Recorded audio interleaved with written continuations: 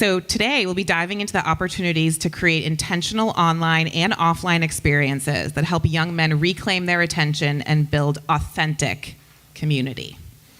Our moderator will be Jonathan Jacobs, a marketer who's never afraid to cause a little friction.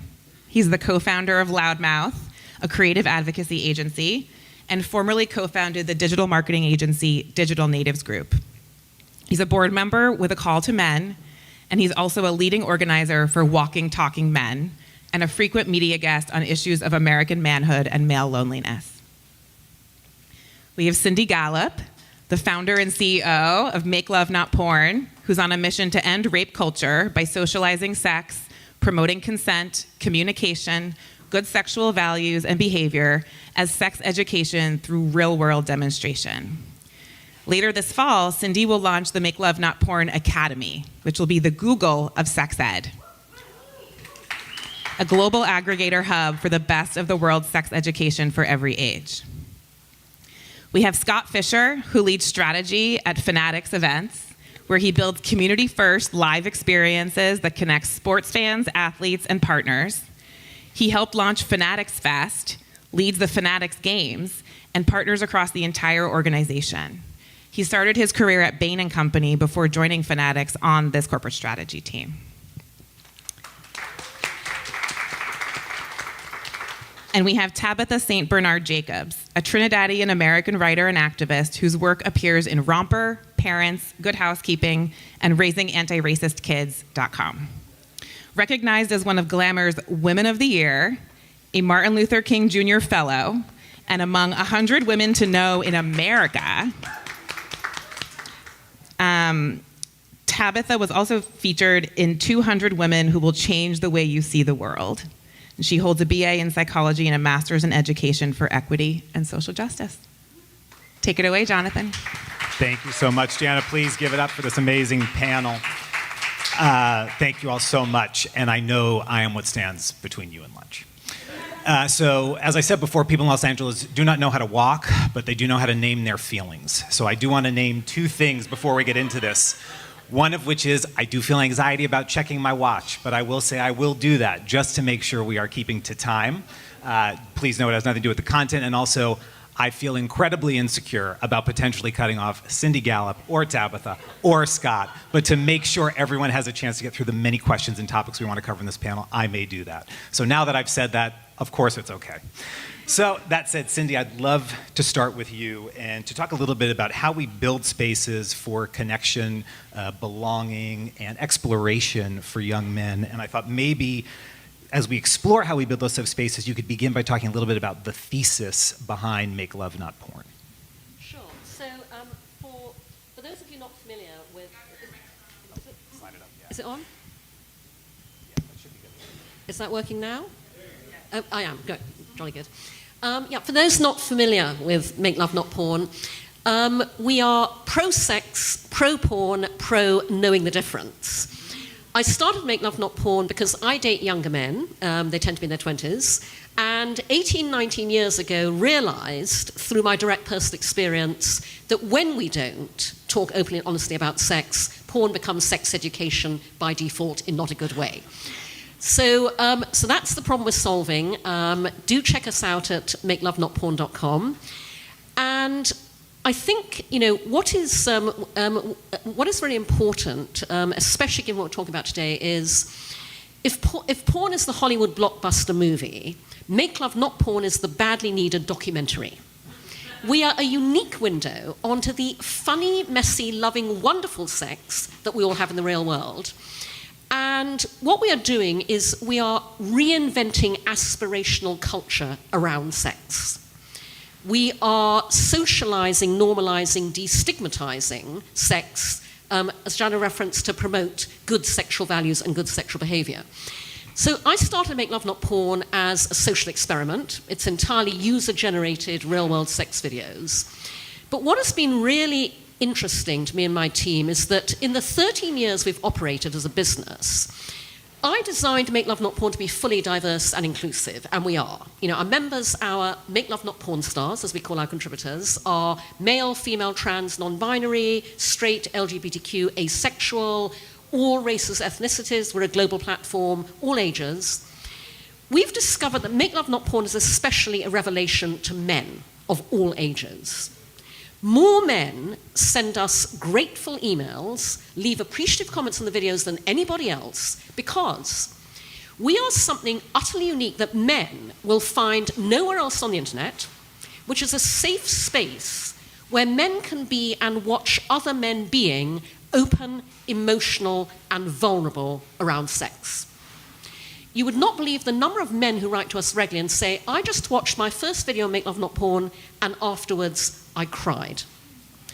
I've said for years, I wish society understood the opposite of what it thinks is true.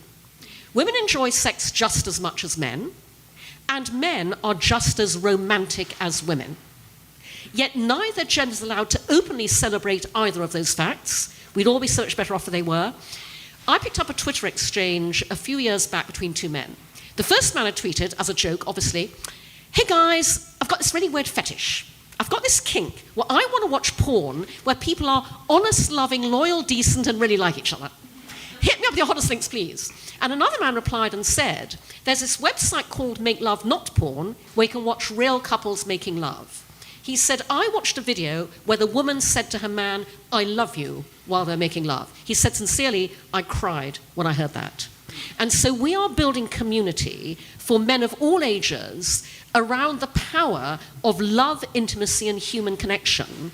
And we are the only place where they can see all of those things playing out in the kind of sex that everybody aspires to and everybody wants to have.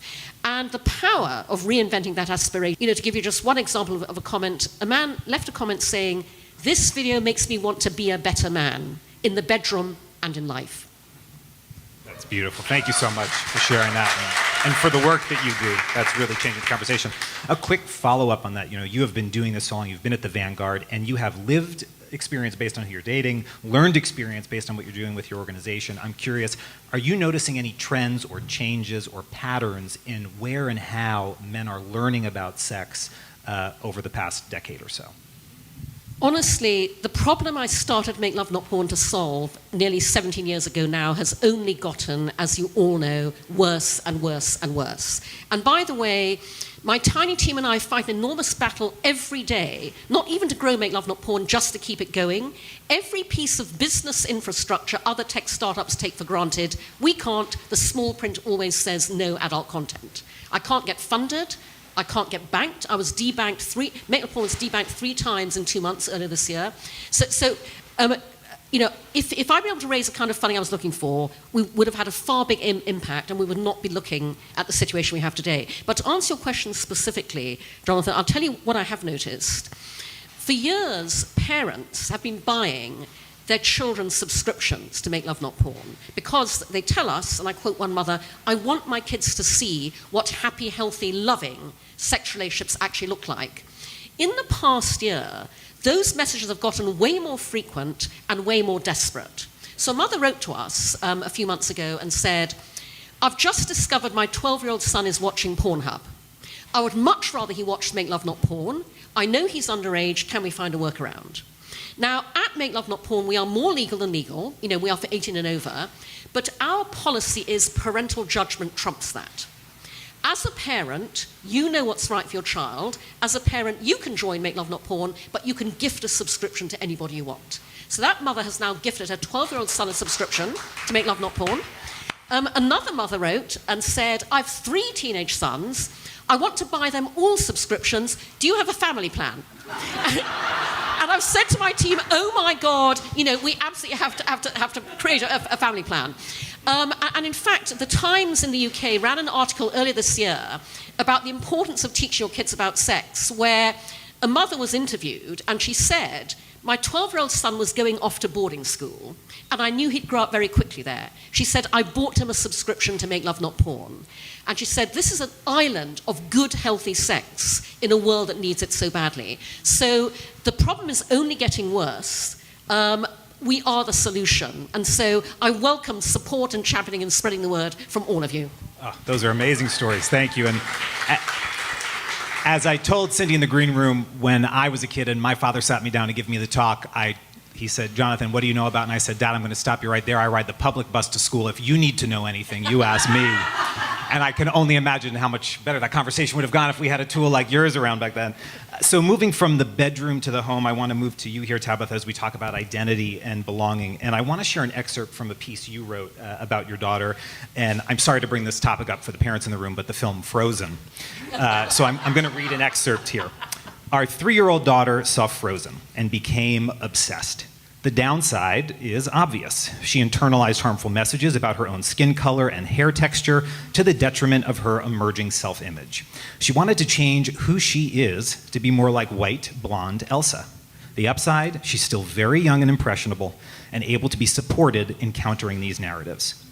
When the world says you're different and it says you don't belong. And I think many of us can relate to that when we post pictures of ourselves online or videos that may go viral, and the first thing people tell us is that the parts of our bodies that are wrong, that don't look right, that we are not a traditional masculine image or feminine image or whatever that might be. So I'm curious, your advice and your thoughts for parents who may be hearing their young boys, young children at home echoing what they're hearing in the world. What advice do you kind of have for them on how they can build communities of inclusion and connection in spite of these narratives that they're hearing externally? What a good question. And just to start off with, if you want to confuse any parent, tell them that you stopped your kid from watching Frozen, and it totally messes with their mind. So my daughter's now 6, and she has a different relationship with Frozen.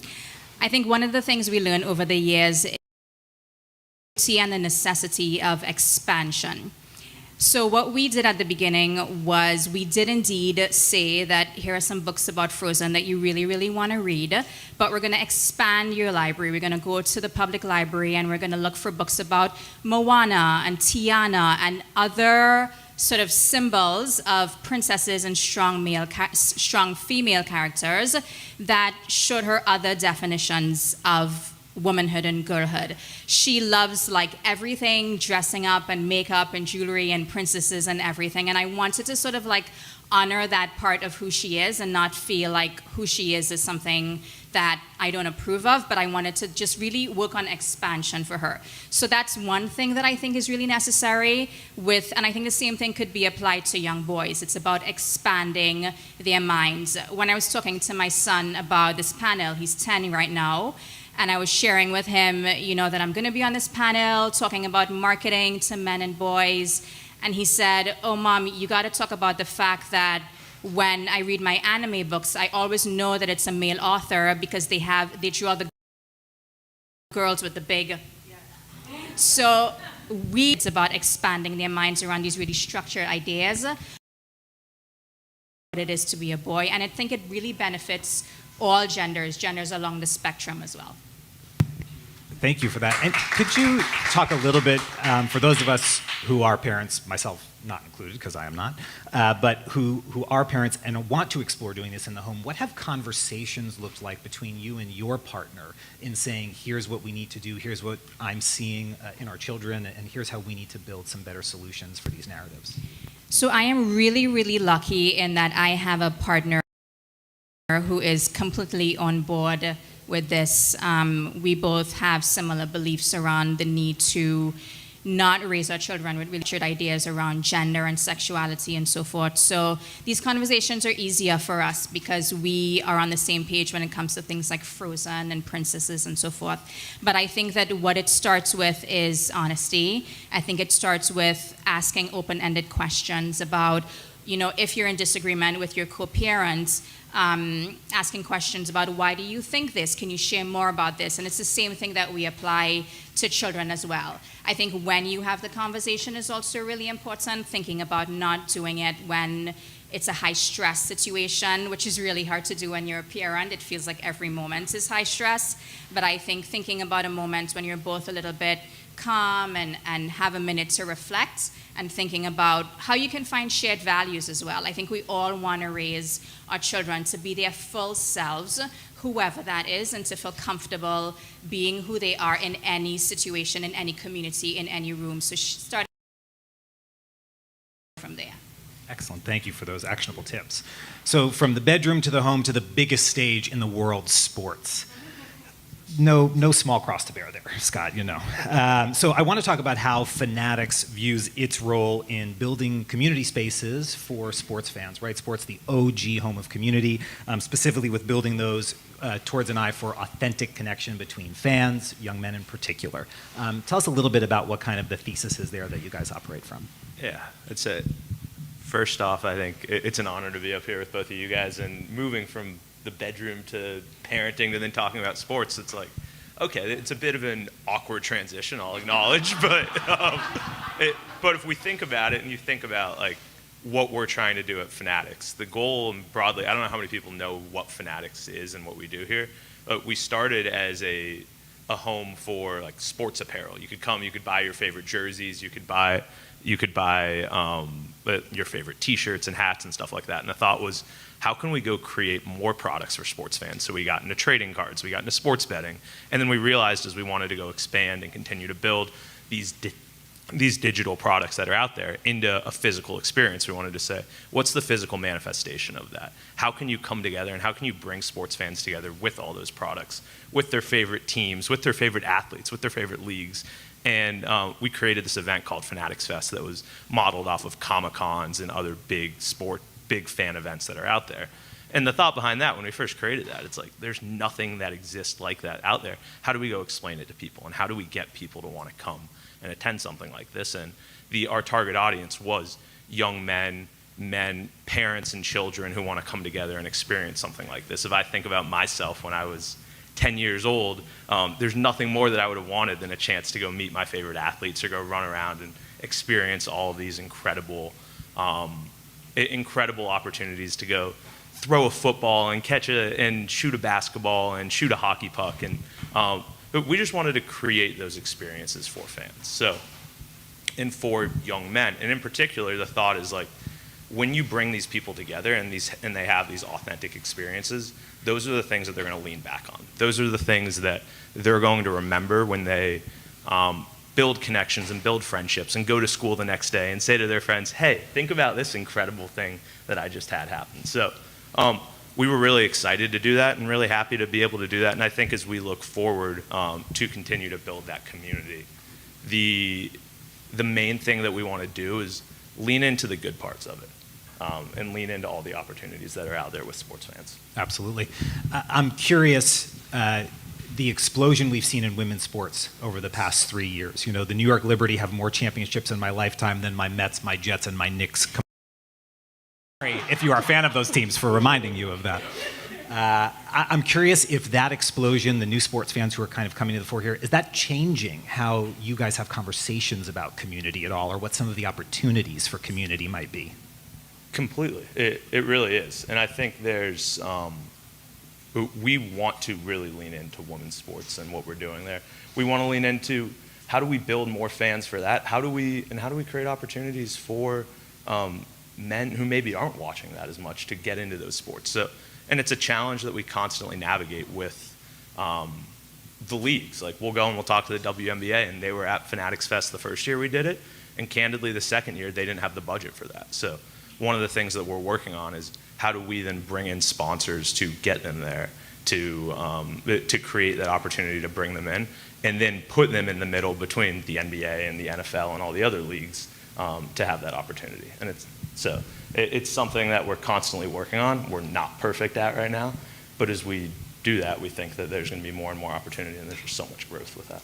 Wonderful, and thank you for acknowledging that you're not perfect at it. We're all trying and learning and developing and failing along the way, so kudos to you. And it's a challenge, because like, how do you balance sometimes the goal for complete inclusion with the commercial aspects and the commercial goals of what you have, and candidly, like, what our fans are asking for? Like, how do you balance the fact that not everybody's not walking in and saying, this is what I want right now, but we know that as we continue to become that gathering place for all types of fans, it's a necessity to have. You dropped a word just now that I want to pick back up, which is inclusion. You know, with sports, I think I might be the first person to ever say this, but sometimes sports communities feel toxic and exclusionary. How does Fanatics think about how you can model healthy communities that foster inclusion, especially as we target the next generation of sports fans?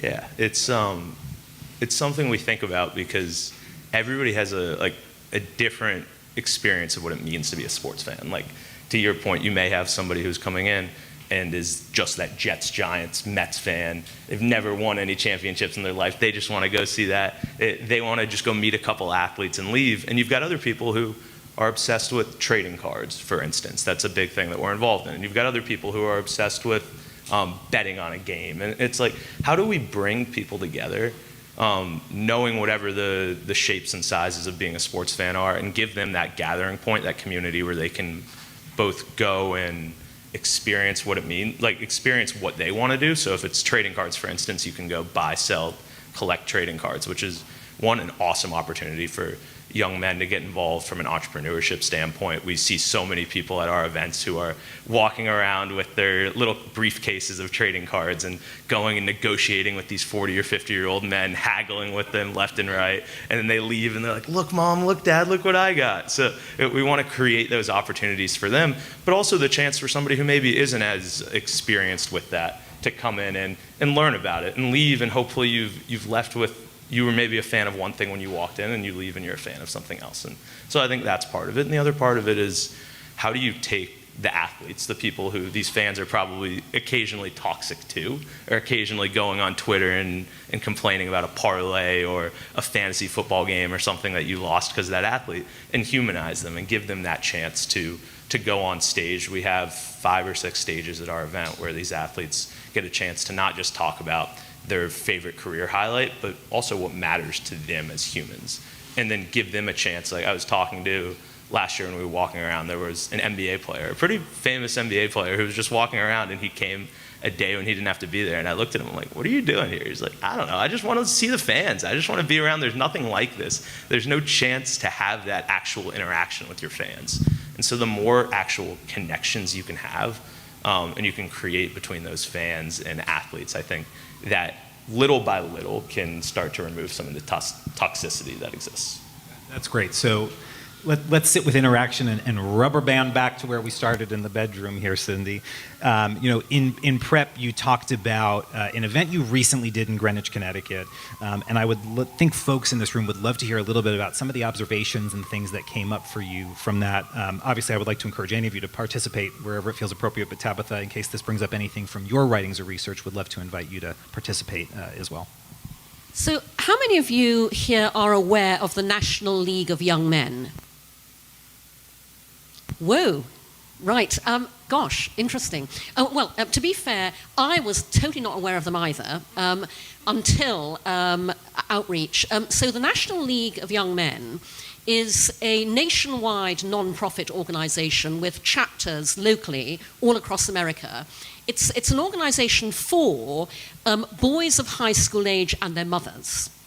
And each local chapter creates programming that is designed to help high school boys grow up to be fine, upstanding leaders of the community.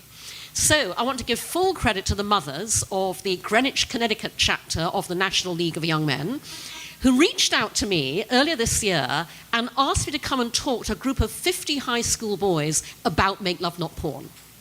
So they sent a car for me. This happened at one of their homes in Greenwich, which had a very large kind of living area that they could pack the boys into, and some of them attended on Zoom, who couldn't be there in person. They fed them vast amounts of pizza and sushi first, very good move. And then the mothers said, okay, boys, we're now going to close the doors on you. We're going to go off into that corner of the house. We know nothing. We hear nothing. We see nothing. Do not waste this opportunity with Cindy. And so I gave a little presentation about Make Love Not Porn and everything we do. And then I opened it up to Q&A.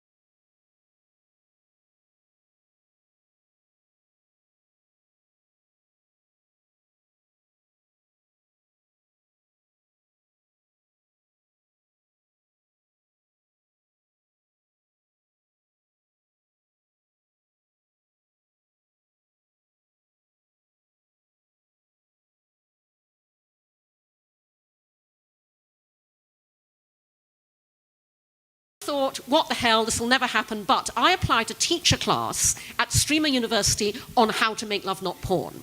And I nearly died of shock when Kai Cenat announced on social media that I was one of 15 professors.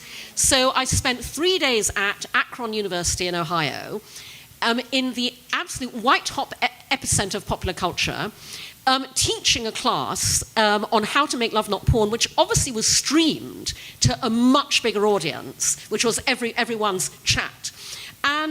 And it was exactly the same scenario.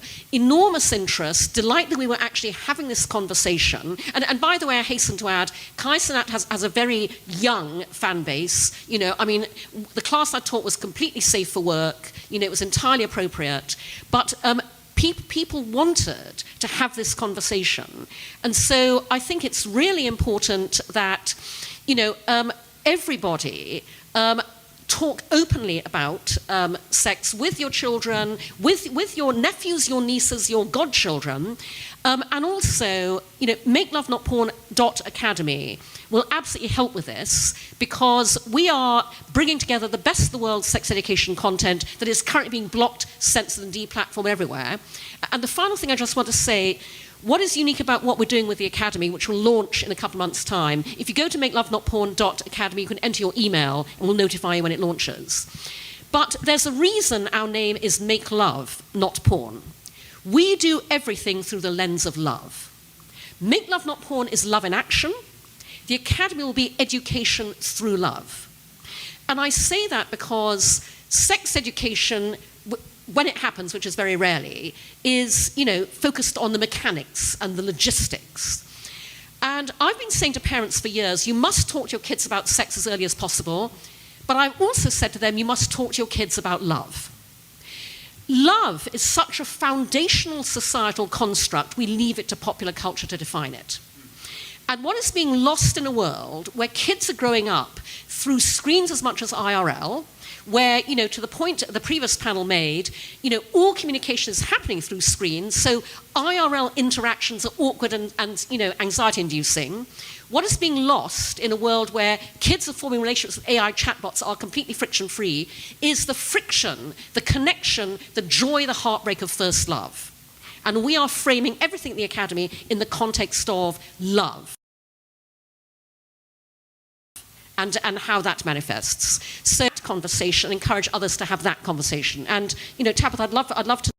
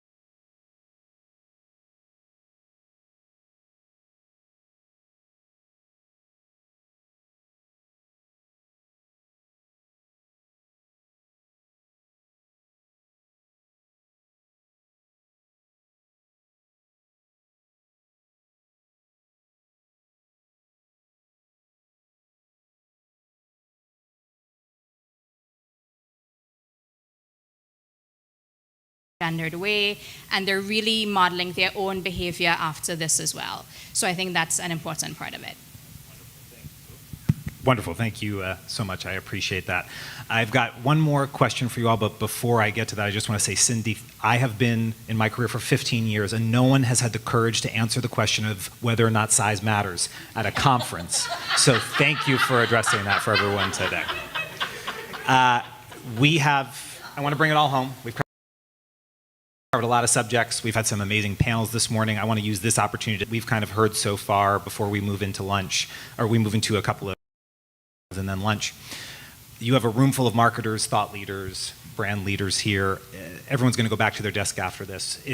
What's one take-home message you want to give them, one call to action you want to provide so that we can really start making change happen today? And feel free to jump in any order on that.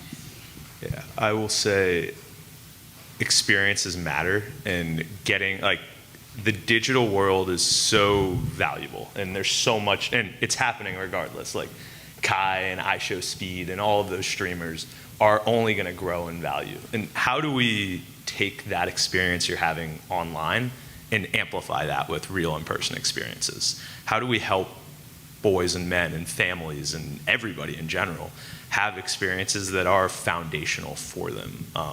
And the more that we can create those experiences and amplify them with digital, I think the better off we'll be. I love that. I think that we as humans are most comfortable when we're able to put things in boxes, because it helps us know where things belong, and it helps us feel a sense of safety around seeing things. But I actually want that as marketers, I want to see more messages and role models that does not put him in a box around his emotional capacity, around what he should and should not be expressing, around what he should and should not be wearing. My son is somebody who loves everything. He loves video games, he loves sports, he's a great artist, he's a great musician, and he wears nail polish. And every time we're in public and somebody just makes a comment and says, "Hey dude, I like your nail polish," I'm so grateful for that, because that is reaffirming for him in real life that who he is, the fullness of who he is, and there's a place for him in this world. So as marketers, I really wish that you can reflect that in the products that you put forth, in the role models that you put forth, that our boys can learn how to communicate well, that they can cry, that they can be emotionally expansive. There's that word again. And it's the fullness of who they are, and that's the beauty of it. I've got two calls to action for this audience. The first is, every one of you here who has an organization or a movement helping to educate in the way that we're all discussing, please email cindy@makelovenotporn.com. I would love to feature your work on Make Love Not Porn Academy. In the next couple of weeks, we'll be opening up the beta to educators to populate the site with their content, their products. And by the way, you can sell courses and classes and books and everything off the Academy as well, because I want to help those educators make money, because they're struggling at the moment with censorship and blocking. And the second call to action is, I need brands to sponsor the relevant sections of Make Love Not Porn Academy. I desperately need help and support, and I need funding. I'm talking to a large global brand about sponsoring the menstruation education part of the Academy. For example, we have fertility, menopause, contraception, etc., etc. Any of you marketers who see the opportunity to be part of, by the way, a completely safe for work platform that is 100% human curated. That's our unique model at Make Love Not Porn. Humanize, vet everything. We make sure it's safe, we endorse it. And something that could not be more badly needed today, as our personal freedoms are being rolled back all around us as we speak. If we want young men to grow up knowing the power of love, intimacy, and human connection, the Academy is where you start. So I would love that support. Again, cindy@makelovenotporn.com. Hit me up with some approaches and some checks. Thank you very much. Ladies and gentlemen, Scott Fisher, Tabitha St. Bernard Jacobs, Cindy Gallop, some guy. Thank you all so much for your time. Please give it up for them. Round of applause.